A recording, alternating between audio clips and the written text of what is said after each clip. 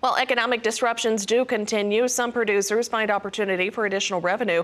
That's by converting their land into a solar farm. The government encourages such ventures into energy production with the use of taxpayer dollars.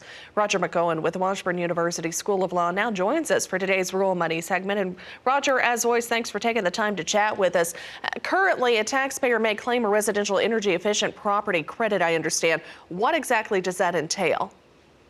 Right. Good to be with you, Janet. That's a 26% credit for the cost of the solar panels and related equipment and material that's installed to generate electricity for use by a residential or commercial building.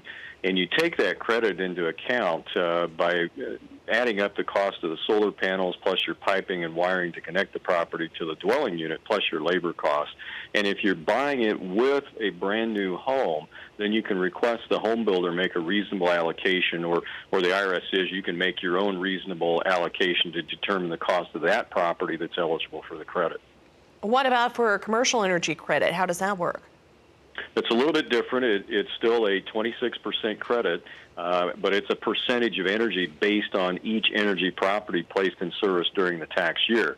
So it's 26% for solar energy property that's under construction on or before the end of this year and placed in service under the current rules through 2023, so before January 1, 2024. And the credit belongs to the owner of the solar energy property.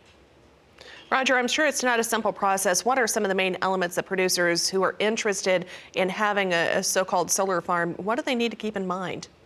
Well, they need to keep in mind that this is an investment, and they need to evaluate it like they would evaluate any other type of investment that they're going to put their money in. Plus, with this credit, the solar equipment can actually be owned by one party and used on another person's party. So in that situation, the owner or the lessor can claim the energy credit provided that the solar property is placed in service and meets the other requirements. But you got a lot of technical rules to determine your basis, whether it's eligible for bonus depreciation, passive loss rules, at-risk rules, a whole host of things.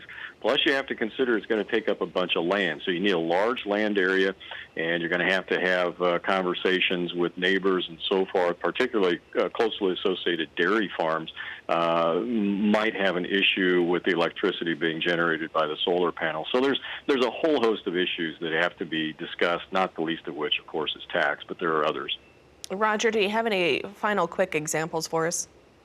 Well, there was a case a couple of years ago that dealt with this issue, and it really pointed out all of those tax issues that I was mentioning, plus the taxpayer got hit with an accuracy-related penalty. So it really points out how careful you have to be if you're going to invest into solar energy property. Make sure you do your research in advance. Make sure you have good tax and legal counsel to help you through the process. All right, Roger, as always, thanks for your insight today. Again, Roger McEowen, he's with the Washburn University School of Law, on the phone with us today from Topeka, Kansas.